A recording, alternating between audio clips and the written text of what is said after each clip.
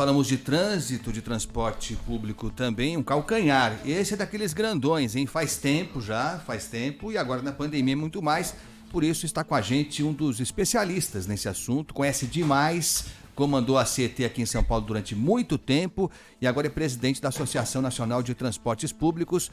Doutor Ailton Brasiliense. Doutor Ailton Brasiliense, muito bom dia, é um prazer tê-lo aqui conosco. Bom dia, um prazer igualmente. Estou à disposição de vocês. Que bom. A gente avançou muito pouco, né, nos últimos anos no transporte público, isso é claro, nas grandes cidades como um todo, enfim. E agora na pandemia tem sido um dos principais problemas, né, doutor Ailton Brasiliense? O que dá para fazer, assim, a curto prazo, se é que dá para fazer alguma coisa? Porque, sabidamente, é um dos locais de mais contágio, de maior contágio do coronavírus, né? Bem, coisas de curto prazo para trânsito e transporte não são assim tão simples, né? Como qualquer outra coisa, a saúde, a educação, o transporte, eles necessitam de planos de longo prazo. E ao longo prazo você vai recebendo os frutos daquilo que você planejou. Então, hoje, você querer soluções de curto prazo, você vai ter soluções de respostas muito pequenas, muito acanhadas, um pouco longe, ou talvez muito longe daquilo que você precisa. Então, hoje o que você precisa, na verdade, a curtíssimo prazo é vacina.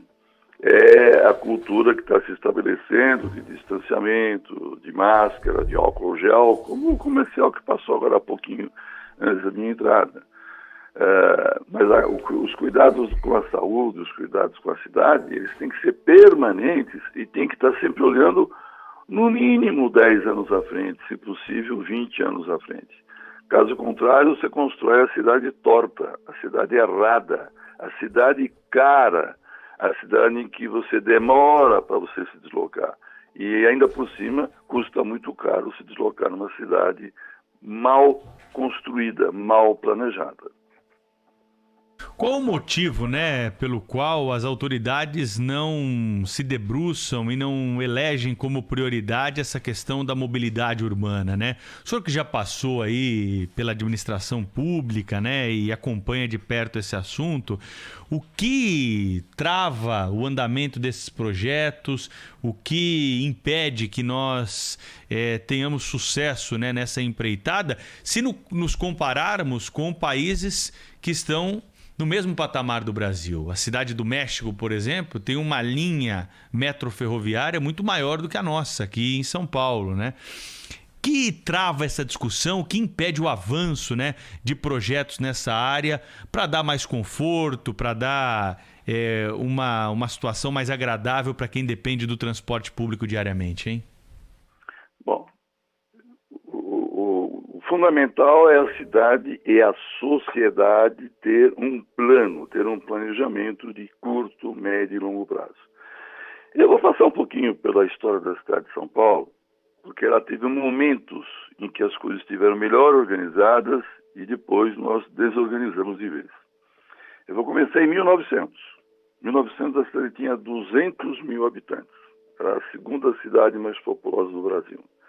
E ocupava uma área extremamente densa. Você não tinha nenhum tipo de transporte público. Tinha algumas linhas de bonde, puxada a burro, mas a cidade tinha que ser densa porque todos os deslocamentos praticamente eram feitos a pé. Só que a cidade cresceu uma enormidade. De 1900 para 1940, a população saiu de 200 mil para 1.400.000. Nesse ano, 1900, a prefeitura fez um contrato com uma empresa canadense que veio aqui prestar vários serviços, energia elétrica, transporte e outros. Então, esta empresa, que tinha o objetivo do lucro, ela teve a oportunidade de pegar uma cidade de 200 mil habitantes, construir um sistema de transporte para 200 mil habitantes, e à medida que a cidade cresceu, ela expandiu o sistema para atender essa população. Com um detalhe: como a prefeitura não programou, não planejou para onde a cidade poderia e deveria ir, e para onde não poderia e não deveria ir, a Light teve a oportunidade de, entre aspas, planejar a expansão do seu sistema em função dos seus interesses de curto prazo. Uma cidade tem que ter interesses de curto, médio e longo prazo. Então, a São Paulo de 1940, com 1.400.000, continuou sendo uma cidade extremamente densa. Quando a Light sai do transporte em 47, você abandona qualquer tipo de planejamento e você permite que muitos empresários façam aquilo que a Light fez. E o que a Light fez aqui foi feito no mundo, não tem nada diferente. Foi feito no Rio, foi feito em Salvador, foi feito na Europa, só não foi feito nos Estados Unidos. E o que eles fizeram? Cada um buscou puxar a brasa para a sua sardinha.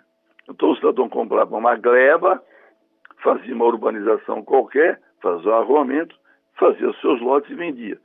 E depois, ou a Light ia até lá, ou então alguém montava uma linha de ônibus. Então nós não tivemos um planejamento ocupando o espaço com os cuidados de não ficar grudado à margem do rio, de não ir para cima do nosso mar de água doce, que é Bínix, Guarapiranga, para não subir pelos morros, que subir em morro custa caro, você tinha melhores opções para você fazer a cidade. A cidade foi espalhada e os interesses pequenos, ou interesses que não tinham a ver com a sociedade como um todo, foi quem tomou conta. Houveram prefeitos que ao longo do tempo tentaram organizar. Mas o que nós vimos é uma cidade que saiu de 1.400.000 em 1940 e tinha o entorno daquele que seria a futura região metropolitana, que não chegava a 200.000 habitantes, Santo André, São Bernardo, São Caetano, Osasco, Guarulhos, tudo isso não dá 200.000 habitantes. Mas o que aconteceu? Você chegou num ponto em que a tal São Paulo, que não tem mais 1.400.000, tem 12 milhões, cresceu 7 vezes de novo. O entorno, que era pequenininho, agora tem 10 milhões, e você não conseguiu, porque não teve visão política, porque não teve compromisso social para preparar aquela aglomeração que evidentemente crescia enormemente para ter moradia, comércio, serviços e indústrias adequadamente planejadas na cidade. Para quê? Para que você tivesse viagens curtas, portanto, um custo baixo, portanto, uma tarifa baixa. O que nós tivemos? Uma cidade espalhada por 1.500 quilômetros quadrados, que nós não precisaríamos estar ocupando. Então, mas doutor Nós Ailton, envenenamos os rios, envenenamos o nosso mar paulista. E temos cidade que o tempo de deslocamento é alto e custa caro. Então, mas veja só, a gente teve agora um contrato assinado em 2019 para 15 anos. Quer dizer, não é pouca coisa. Quando você assina um contrato para 15 anos, eu imagino que seja um contrato bem elaborado para tentar, em certa medida, consertar esses erros históricos aos quais o senhor se referiu. Não é verdade. Não é, não é verdade. Mas deveria, né? Deveria ser. Mas sim. Vê bem, nós temos o metrô, a Companhia do Metrô de São Paulo, foi criado em 68.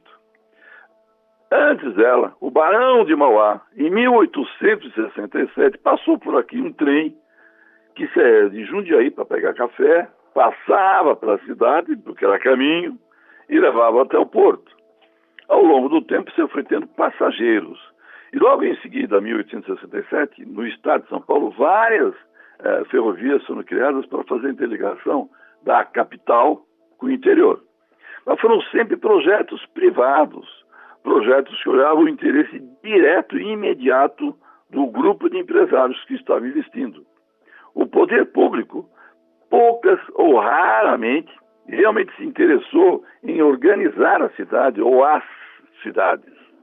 Inclusive, muito pouco preocupado também com as regiões metropolitanas ou com os grandes adensamentos. O contrato que está feito em 2019 é para manter a cidade que está aí. Você não tem um projeto de modificar a cidade. Vamos dar um exemplo. Na área central de São Paulo, você tem mais ou menos centenas de milhares de áreas comerciais e residenciais muito pouco ocupadas. Cadê o plano da prefeitura de você adensar essa região? Raramente você tem um prefeito ou outro, como nós não tivemos um plano de Estado, nós tivemos planos de candidatos, então cada candidato faz um pedacinho de um retalho. O que você tem, não é só em São Paulo, não, você tem praticamente no mundo todo, são retalhos de projetos. Algumas culturas mais preocupadas, lá para os anos 30, 40, 50, começaram a entender que ou eles organizavam a cidade, ou eles teriam uma bagunça. Uma coisa cara de manter, cara para construir e cara para quem mora. Esse conhecimento humano, ele é não tão longo, mas a partir do começo do século XX, ele começa a ficar cada vez mais claro. E, infelizmente, isso raramente aconteceu no Brasil, com raras exceções. Uma das melhores exceções, com as suas limitações, é Curitiba. Doutor Ailton, Fernando Puglia, que é nosso ouvinte aqui, ele diz o seguinte: ônibus fretados de turismo, eu acrescento aqui, né, vans escolares, não podiam ser acionados num contrato emergencial nesse momento para ajudar, né, a essa malha? Isso seria suficiente? Há mecanismos na legislação que permitem esse tipo de incorporação aí ao transporte público provisória no momento de pandemia, para dar um pouco mais de distanciamento para quem depende do transporte público para ir trabalhar em serviço essencial? O que eu estou falando são em condições normais. Na anormalidade que a pandemia nos impôs, nós não temos condições de dar a máxima segurança que a população necessita. O que você deveria ter no máximo, porque falou assim, não, se nós tivéssemos pessoas viajando somente sentadas, só que as sentadas uma está ao lado da outra e está a menos de 1 metro da nuca da que está na frente dela. Então nós não estávamos preparados, nem nós, nem ninguém no mundo, a ter um problema de saúde pública tão grave. Então, se você puder, de alguma forma minimamente organizada, tentar dispor de transporte com algum grau de coletividade, foi citado aí o caso de peruas ou coisa do tipo, para o volume que nós temos de pessoas que moram, que trabalham, essa quantidade seria um quebra-galho. Que, aliás, a gente não tem feito outra coisa ao longo da nossa história a não ser fazer quebra-galhos, né? Algumas coisas foram feitas concretamente. O metrô chegou a 100 km, devia estar no mínimo perto de 200. Os trens que eram federais foram estadualizados e eram praticamente um trem sem qualidade alguma. Hoje você tem um trem muitíssimo melhor. Enquanto o metrô tem 100 km na cidade, a CPTM tem 130 km e 30 na cidade, com um trem de alta qualidade. Ele não tem oferta. O intervalo dele é muito grande, mas ele pode baixar. Você não tem corredores de ônibus municipais. Você não tem os corredores de ônibus intermunicipais. Os que tem são raríssimos. Então, se você se estrutura mal, te resta tentar quebrar galhos com peruas ou coisas que o valham. Claro que nenhuma cidade, nenhuma sociedade estava preparada para uma pandemia deste porte, que na verdade nós nem temos noção exata de qual o tamanho dela. Se ela será resolvida por uma vacinação de uma vez só, ou se, como a gripe, nós teremos que repetir ao longo do tempo. Não ter tomado cuidado para tomar a cidade como um local de construção de riqueza, de educação, de qualidade de vida, vai custar mais caro para quem não se programou adequadamente. Agora, é interessante, doutor Ailton, Pedro, ouvintes, isso que o nosso ouvinte perguntou sobre a utilização de vans, por exemplo, vans escolares e tal. Tudo bem, é um quebra-galho. Mas as vans estão sendo utilizadas numa medida de emergência que eu até discuto, eu acho de mau gosto. Eu confesso que eu tenho uma certa resistência, mas está acontecendo. Estão usando vans escolares para transportar cadáveres. É o sinal dos tempos mesmo. É porque não sobrou, né? É porque não tem mais ambulância. Então, mas veja só, doutor Ailton, a associação dos motoristas de vans escolares, enfim, a entidade que representa a categoria, se prontificou a usar as vans, porque essas vans estão ociosas, né? Não tem aula presencial, tá sobrando van, e lógico que isso também é um drama social, porque os motoristas não estão recebendo. Então eles se prontificaram a oferecer essas vans para transportar passageiros, que me pareceria muito mais razoável do que transportar cadáveres, lamentavelmente. E aí, estranhamente, a prefeitura não quis. Eu não sei te dizer a razão. O que eu sei é o seguinte, nós não temos ambulâncias e não temos carros que atendem cemitérios em número suficiente. Então, nessa altura, você tem que, em primeiro lugar, tratar da pessoa que morreu. Você tem que resolver esse problema. Ele é muito mais grave do que qualquer outro. Eu não tenho a dimensão dos números, mas me parece que se chegamos nesse ponto, aí o bom senso prevaleceu, e eu estou dizendo que acho que foi uma decisão de bom senso, porque uma pessoa morta é uma pessoa que tem que ter uma solução imediata. O transporte no limite, você ainda pode pensar em fazer o lockdown, que vai ser uma dificuldade muito grande no Brasil, porque você prenderia as pessoas em casa, mas não daria as condições para poder ficar em casa. Aquele apoio que aconteceu no ano passado, pelo jeito, não vai se repetir esse ano, por condições econômicas, financeiras. Mas a questão de dar prioridade ao transporte de cadáveres, veja em que ponto chegamos. Acabou sendo prioritário em relação a qualquer outra coisa. Agora, a pandemia, evidentemente, ela é de um tamanho tal que qualquer que seja o tamanho da sociedade, ela se impôs para colocar condições tremendamente adversas ao convívio humano. Ela está totalmente fora de controle. Vamos ser sinceros. A pandemia está fora de controle e não é aqui. O doutor Ailton, pode estar passando pela cabeça de muito ouvinte, né? E alguns até podem ter receio de perguntar, né? Mas eu não tenho para o senhor, que é um especialista no assunto. É possível, por exemplo, travar a catraca? Passou um número de passageiros lá no metrô, trava a catraca, fecha a estação. Controlar a entrada de pessoas em ônibus, né? Um número X lá de pessoas vai entrar no ônibus, o motorista depois fecha a porta. É possível fazer isso? Algum país do mundo faz isso para controlar o número de passageiros? É o caminho ou vamos ter que conviver com essa situação aí da superlotação e da aglomeração do transporte até que outra alternativa surja, hein? Bom, o controle interno do ônibus é quase que impossível. Você pode botar um controlador na porta de entrada, na porta de saída, e o condutor, o motorista do ônibus pode ter uma ideia.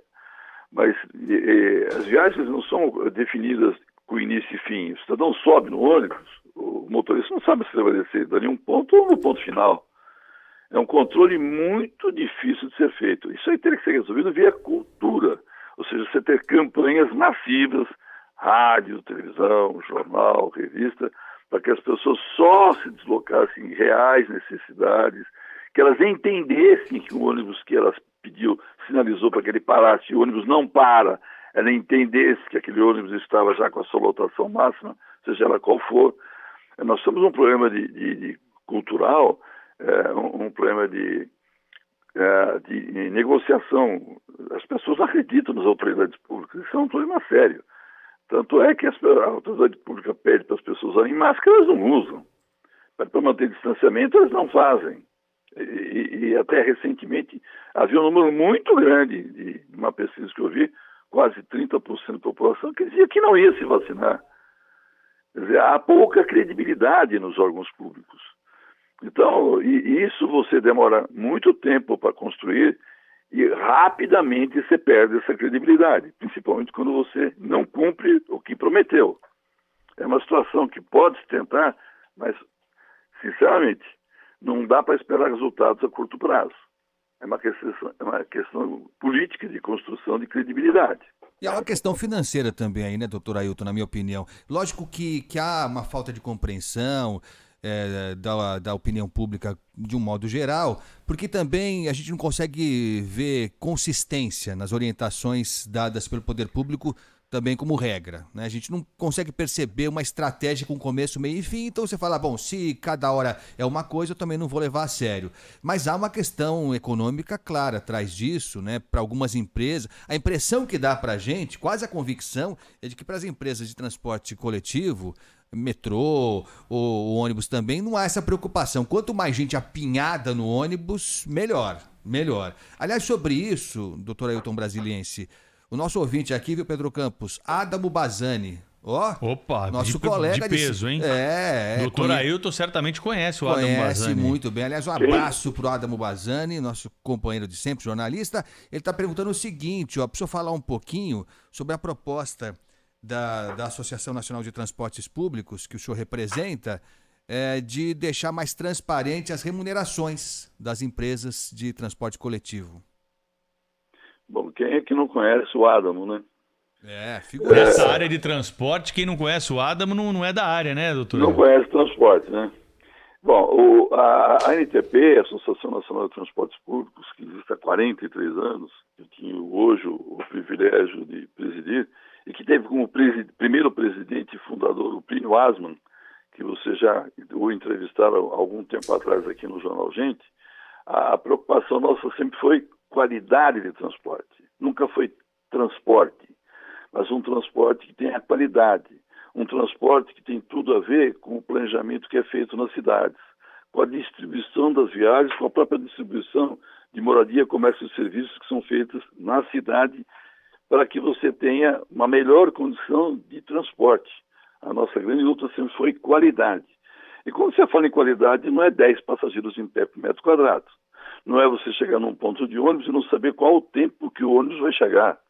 Se você sobe, você não sabe não só a qualidade do ônibus ou do trem, como você também não sabe o tempo de viagem, exceto o metrô, que tem maior controle sobre o seu sistema. Então, o que nós temos feito, nós elaboramos, perto das eleições, um guia que procurava colocar grandes itens que os futuros prefeitos e governadores, e, portanto, o governo federal igualmente, tinham que atentar para pensar e se dar um transporte público de qualidade, que é o que qualifica a vida urbana. Não é a única coisa, mas é um dos itens que qualifica. No nosso site, esse projeto, esse programa está detalhado, são 40 páginas, mas está didaticamente muito bem distribuído. O que a gente espera é o seguinte: se você implanta um sistema desse, você tem as seguintes vantagens. Primeiro, é melhor para o empresário, que não é nem o primeiro. O primeiro é que é o melhor para o usuário. O usuário ganha o conhecimento do tempo de espera, porque ele pode acessar isso de casa. Antes de sair de casa, ele sabe de quanto tempo um determinado ônibus vai passar no ponto que ele vai pegar. Ele tem uma razoável previsão do tempo de viagem, da qualidade da viagem e de um sistema que interliga realmente a cidade praticamente em todos os seus pontos. Com isso, você precisa ter um sistema que seja remunerado pela oferta, que agora está sendo feito aqui em São Paulo, e uma das poucas cidades que isso acontece. Porque para você ter controle, você precisa saber qual é a oferta que vai ser dada. Sabendo a oferta, eu sei o tempo de espera e eu sei o tempo de viagem. E eu também preciso ter os corredores de ônibus, não só os municipais, mas também os intermunicipais, dentro de um só planejamento. O planejamento é um só. A cidade, no fundo, é uma cidade só.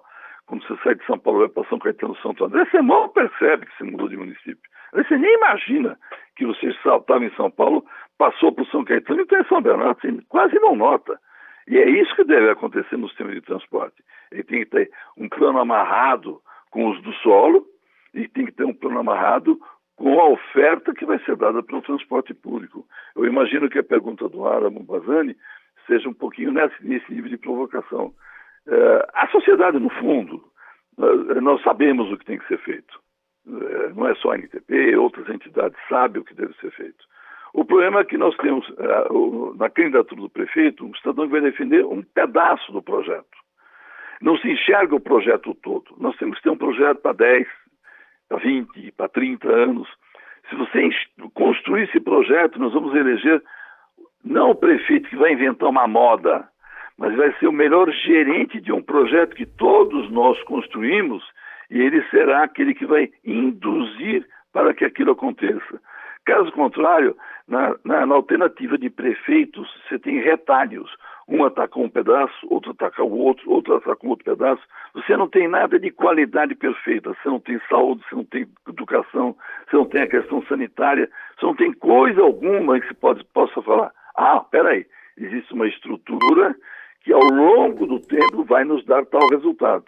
Enquanto nós não entendermos que uma cidade é construída com um único plano, que pode ser revisto anualmente. Eu vou te dar um exemplo, vou tentar ser breve. Eu sou engenheiro eletricista, eu entrei na Light canadense no dia 9 de janeiro de 1973. Todo mundo que tinha acabado de entrar na empresa foi para uma sala, entrou um cidadão, que era o diretor de planejamento, Arthur Cohen, e em uma hora ele mostrou qual era o plano vintenal da Light. falou uns 15, 20 minutos. Aí ele falou que para chegar naquele plano, ele tinha que chegar num plano decenal, ou seja, dali 10 anos. Depois ele qualificou, deu mais detalhes num plano quinquenal. E finalmente ele chegou no plano do ano seguinte, que seria o ano de 1973, que a gente estava, para 74. Se você não sabe para onde vai, o que você tem é o que nós temos, o que está aí. É um absurdo você pensar que você mora numa cidade chamada São Paulo, onde 3 milhões de pessoas moram em favelas. Nós construímos uma sociedade que o único projeto era o enriquecimento máximo de alguns. Nós temos um país rico com população pobre. Nós moramos numa cidade rica de população pobre. Isso não vale só para o transporte. Isso tem que ter uma vista de humanidade. Doutor Ailton. Nada contra o lucro, mas o lucro que tem seus limites e seus compromissos. Isso.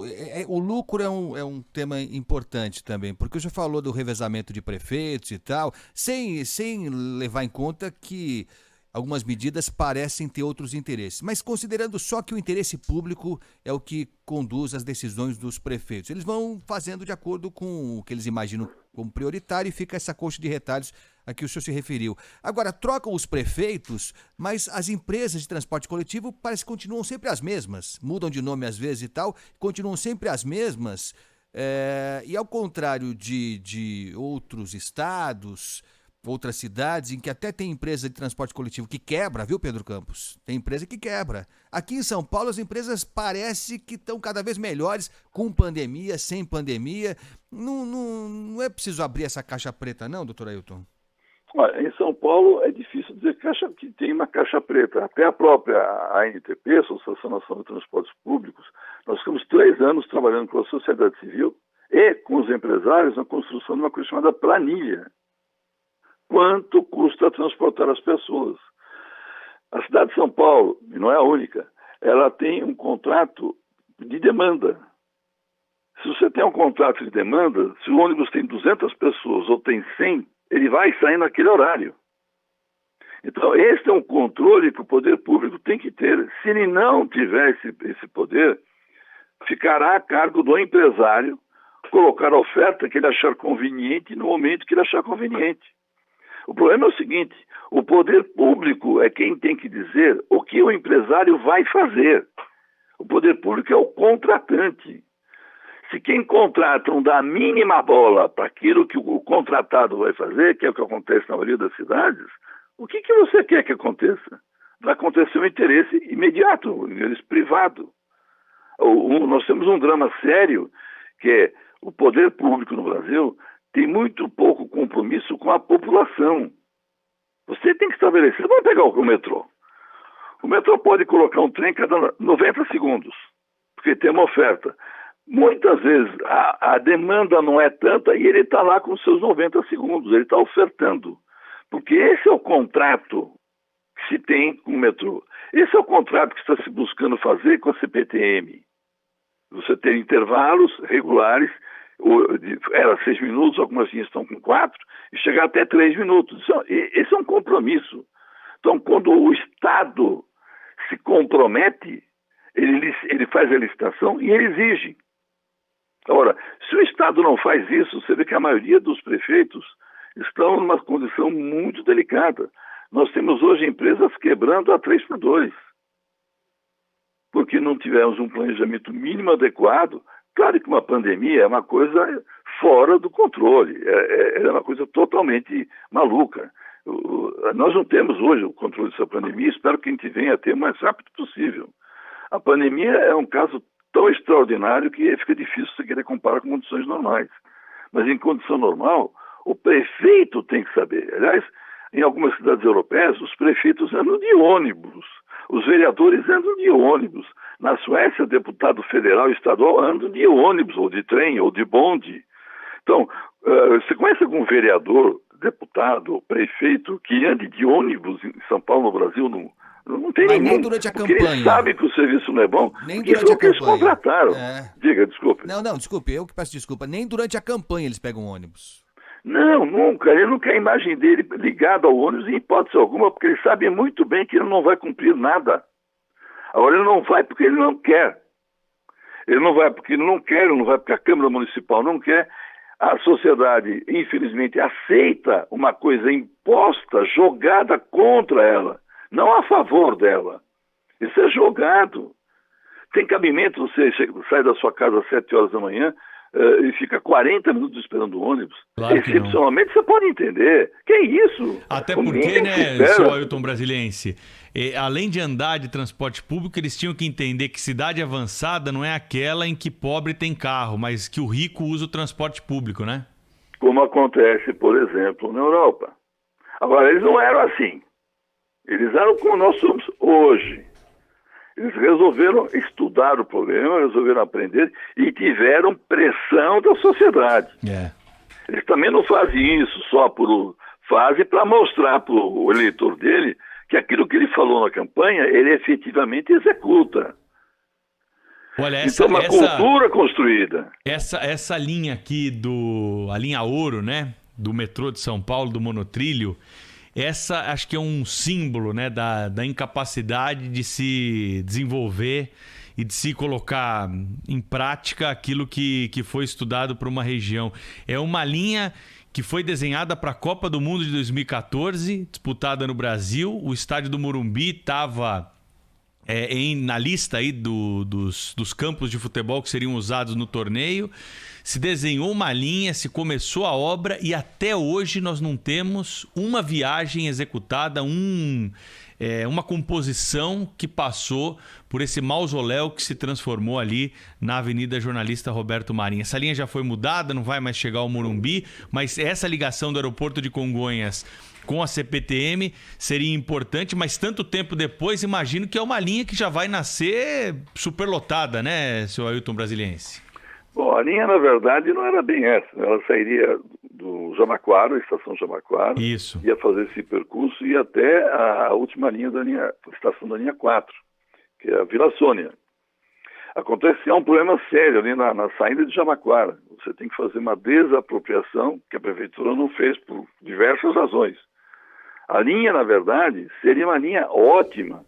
Veja bem, ela pegaria a linha 1, ela cruzaria com a linha 5, cruzaria com a linha 9, cruzaria com a linha 4, tudo no quadrante sudoeste. De quebra, ela pegaria a Marginal Pinheiros, os corredores 9 de Julho Santo Amaro e o Ibirapuera.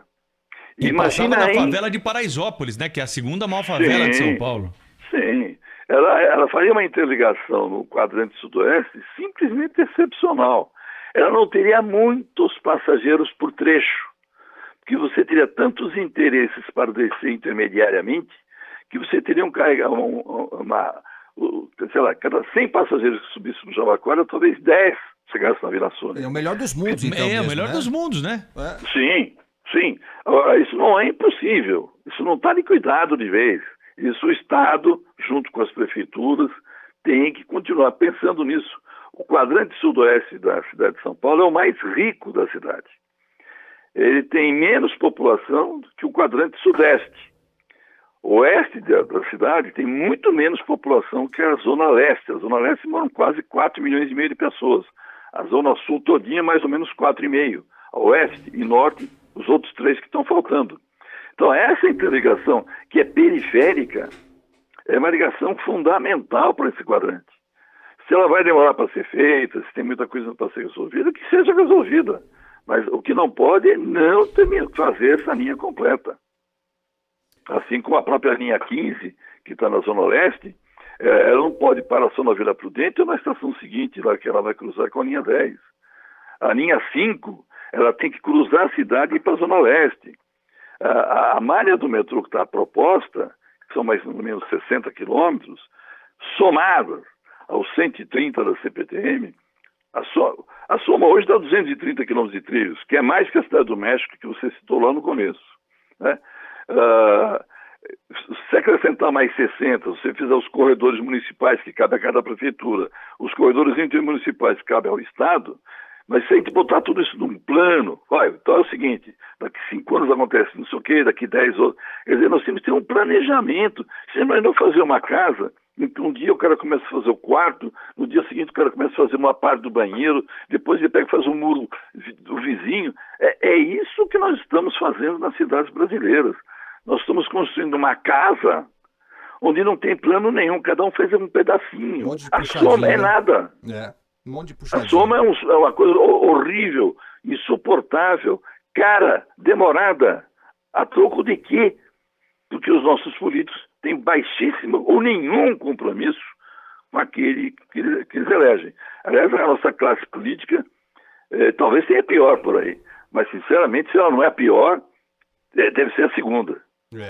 Uma classe sem nenhum compromisso com o cidadão. Não é possível você construir um país rico como o Brasil e ter uma distribuição de renda criminosa, como nós temos. A distribuição de renda é criminosa. Nós abandonamos a educação. A educação pública qualquer coisa serve. Como é que um país pode ser construído desta forma? Como é que um país pode ter uma geração dos nem estuda, nem trabalha? Isso é um problema meu e seu. Aquele moleque de 15 anos está não sei onde, não é problema dele, da mãe dele ou do pai dele. É meu e seu e de todos. Porque se não for, nós não vivemos em sociedade. Nós vivemos em tribos isoladas. Nós estamos construindo uma sociedade que não tem apego a si mesma. Nós temos um problema muito sério de identidade de sociedade. Seríssimo. O transporte é um pedaço só dessa história toda. O transporte, infelizmente, ele espelha tudo isso. Né? É isso. Aliás, o senhor disse uma coisa muita coisa importante. Essa conversa podia se estender por horas e horas, que é um assunto, inclusive, apaixonante, né? Muito interessante mesmo, e que precisa ser tratado com seriedade. Mas o senhor falou, né? Os países que avançaram nessa área de transporte, e não só nessa área também, fizeram não porque os políticos lá são melhores. Os nossos são, de fato, a gente caprichou na escolha dos nossos aqui. Mas lá também a pressão popular, a manifestação da opinião pública fez toda a diferença, e é isso que falta muito aqui também. Doutor Ailton Brasiliense, foi um prazer, hein? Fazia tempo que você não falava aqui no Gente, hein? A gente precisa... estou à disposição, quando vocês acharem, a gente precisa tornar mais frequente a sua presença aqui. Foi um prazer, viu? Um bom dia para o senhor, bom final de semana e muito obrigado. Eu que agradeço, obrigado e bom fim de semana a todos. Um abraço.